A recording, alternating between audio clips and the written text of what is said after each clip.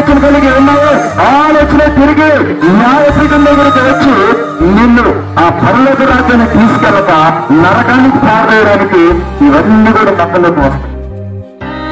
ఎందుకంటే దేవుని ద్వారా మనం బ్రతకాలంటే మన ఆలోచన కూడా మన కుటుంబం మీదే ఉన్నది. మన ఆలోచన, మన ప్రవర్తన కూడా మన పిల్లల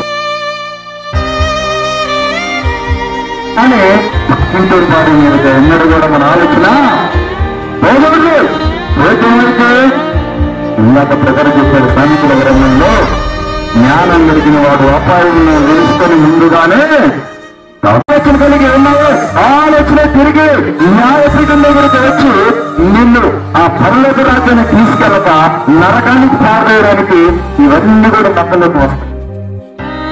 ఎందుకంటే దేవుని ద్వారా మనం బ్రతకాలంటే మన ఆలోచన కూడా మన కుటుంబం మీదే ఉన్నది.